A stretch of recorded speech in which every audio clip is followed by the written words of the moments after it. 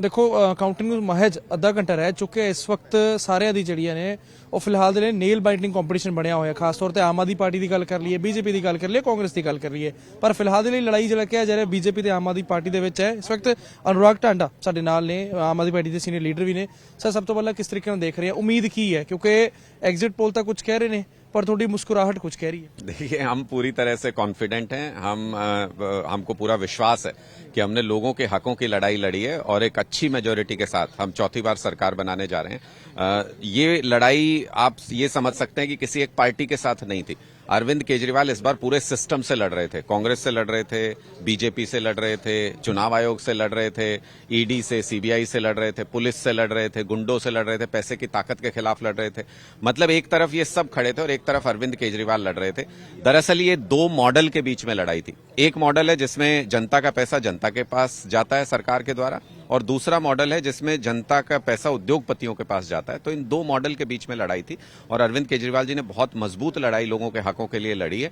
हमें पूरी उम्मीद है कि कंफर्टेबल मेजोरिटी के साथ हम सरकार बनाने जा रहे हैं। कंफर्टेबल मेजोरिटी कह रहे हो क्योंकि पिछली बार की गल कर लिए 67 उस तो पिछली बार की गल कर लेने 63 इस बार कंफर्टेबल मेजोरिटी मतलब 50 बहुत अच्छे इस बार भी बहुत अच्छे नंबर्स आएंगे। जब मैं कह रहा हूं कंफर्टेबल मेजोरिटी तो वो 2/3 की तरफ ही कोई ना कोई नंबर होगा और अच्छी मेजोरिटी के साथ सरकार बनाएंगे। इस बार हाई वोल्टेज ड्रामा बहुत देखने को मिले खास तौर से पॉलिटिक्स च उस नु किवें देखदे हो? मैं कह तो रहा हूं कि पूरा का पूरा ये इस बार लड़ाई पूरे सिस्टम के खिलाफ थी। पूरा सिस्टम सारी पार्टियां सारी एजेंसीज मिलकर ये चाहती थी कि इनको उखाड़ दिया जाए, अरविंद केजरीवाल जी को हटा दिया जाए क्योंकि वो लोगों का पैसा लोगों में बांटने की बात करते हैं। तो इसलिए पूरे सिस्टम के खिलाफ ये लड़ाई थी। मजबूती से हमने ये लड़ाई लड़ी है। कोई ना कोई वीकनेस रही है इस बार क्योंकि यमुना एक्शन प्लान की गल कर लिए दरिया की गल कर लिए कि साफ हो जाएगा बहुत सारे वादे किए शायद साफ नहीं हो सकिया फिर इंटरनेट की गल की गई सी वाले वो नहीं आया बहुत सारी चीज़ां होर सीगियां जिन्होंने लैके कितना कितना जनता खफा हैगी एंटी इनकम्बेंसी हैगी। नहीं मुझे नहीं लगता है। हम जो लोगों की मूलभूत सुविधाएं उसके लिए अगर आज देश में कोई पार्टी लड़ रही है या कोई नेता लड़ रहा है तो वो अरविंद केजरीवाल लड़ रहे हैं और मुझे पूरी उम्मीद है कि वोट तो जनता को करना होता है, वोट को एग्जिट पोल को थोड़ी करना है, वोट को एजेंसियों को थोड़ी करना है। तो जनता ने पूरा साथ दिया है, हमें पूरी उम्मीद है।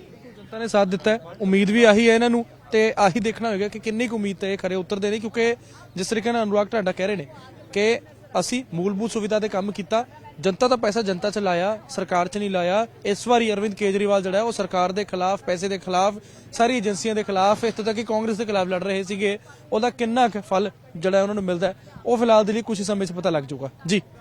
देखो काउंटिंग ਨੂੰ ਮਹਿਜ ਅੱਧਾ ਘੰਟਾ ਰਹਿ ਚੁੱਕਿਆ ਇਸ ਵਕਤ ਸਾਰਿਆਂ ਦੀ ਜਿਹੜੀਆਂ ਨੇ ਉਹ ਫਿਲਹਾਲ ਦੇ ਲਈ ਨੇਲ ਬਾਈਟਿੰਗ ਕੰਪੀਟੀਸ਼ਨ ਬਣਿਆ ਹੋਇਆ ਖਾਸ ਤੌਰ ਤੇ ਆਮ ਆਦਮੀ ਪਾਰਟੀ ਦੀ ਗੱਲ ਕਰ ਲਈਏ ਬੀਜੇਪੀ ਦੀ ਗੱਲ ਕਰ ਲਈਏ ਕਾਂਗਰਸ ਦੀ ਗੱਲ ਕਰ ਲਈਏ ਪਰ ਫਿਲਹਾਲ ਦੇ ਲਈ ਲੜਾਈ ਜਿਹੜਾ ਕਿਹਾ ਜਾ ਰਿਹਾ ਬੀਜੇਪੀ ਤੇ ਆਮ ਆਦਮੀ ਪਾਰਟੀ ਦੇ ਵਿੱਚ ਹੈ ਇਸ ਵਕਤ ਅਨੁਰਾਗ ਟਾਂਡਾ ਸਾਡੇ ਨਾਲ ਨੇ ਆਮ ਆਦਮੀ ਪਾਰਟੀ ਦੇ ਸੀਨੀਅਰ ਲੀਡਰ ਵੀ ਨੇ ਸਰ ਸਭ ਤੋਂ ਪਹਿਲਾਂ ਕਿਸ ਤਰੀਕੇ ਨਾਲ ਦੇਖ ਰਹੇ ਆ ਉਮੀਦ ਕੀ ਹੈ ਕਿਉਂਕਿ ਐਗਜ਼ਿਟ ਪੋਲ ਤਾਂ ਕੁਝ ਕਹਿ ਰਹੇ ਨੇ पर थोड़ी मुस्कुराहट कुछ कह रही है। देखिए हम पूरी तरह से कॉन्फिडेंट हैं हमको पूरा विश्वास है कि हमने लोगों के हकों की लड़ाई लड़ी है और एक अच्छी मेजोरिटी के साथ हम चौथी बार सरकार बनाने जा रहे हैं।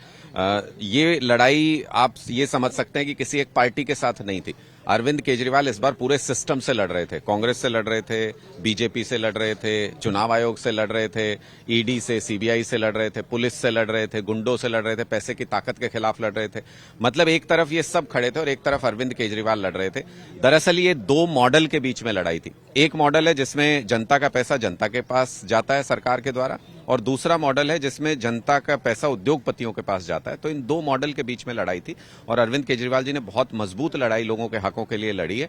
हमें पूरी उम्मीद है कि कंफर्टेबल मेजोरिटी के साथ हम सरकार बनाने जा रहे हैं। कंफर्टेबल मेजोरिटी कह रहे हो क्योंकि पिछली बार की गल कर लिए 67 उस तो पिछली बार की गल कर लेने 63 इस बार कंफर्टेबल मेजोरिटी मतलब 50 बहुत अच्छे इस बार भी बहुत अच्छे नंबर्स आएंगे। जब मैं कह रहा हूं कंफर्टेबल मेजोरिटी तो वो 2/3 की तरफ ही कोई ना कोई नंबर होगा और अच्छी मेजोरिटी के साथ सरकार बनाएंगे। इस बार हाई वोल्टेज ड्रामा बहुत देखने को मिले खास तौर से पॉलिटिक्स च उस नु किवें देखदे हो? मैं कह तो रहा हूं कि पूरा का पूरा ये इस बार लड़ाई पूरे सिस्टम के खिलाफ थी। पूरा सिस्टम सारी पार्टियां सारी एजेंसीज मिलकर ये चाहती थी कि इनको उखाड़ दिया जाए, अरविंद केजरीवाल जी को हटा दिया जाए क्योंकि वो लोगों का पैसा लोगों में बांटने की बात करते हैं। तो इसलिए पूरे सिस्टम के खिलाफ ये लड़ाई थी। मजबूती से हमने ये लड़ाई लड़ी है। कोई ना कोई वीकनेस रही है इस बार क्योंकि यमुना एक्शन प्लान की गल कर लिए ਦਰਿਆ ਦੀ ਗੱਲ ਕਰ ਲਈਏ ਕਿ ਸਾਫ਼ ਹੋ ਜਾਏਗਾ, ਬਹੁਤ ਸਾਰੇ ਵਾਅਦੇ ਕੀਤੇ ਸੀ, ਸ਼ਾਇਦ ਸਾਫ਼ ਨਹੀਂ ਹੋ ਸਕਿਆ।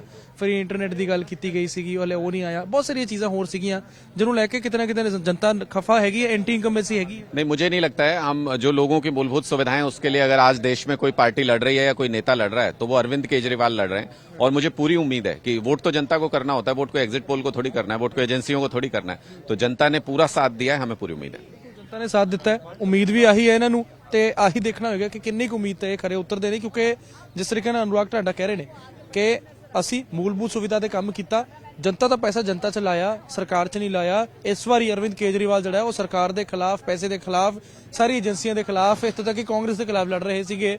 ਉਹਦਾ ਕਿੰਨਾ ਕੁ ਫਲ ਜਿਹੜਾ ਉਹਨਾਂ ਨੂੰ ਮਿਲਦਾ ਉਹ ਫਿਲਹਾਲ ਦੇ ਲਈ ਕੁਝ ਸਮੇਂ 'ਚ ਪਤਾ ਲੱਗ ਜਾਊਗਾ ਜੀ।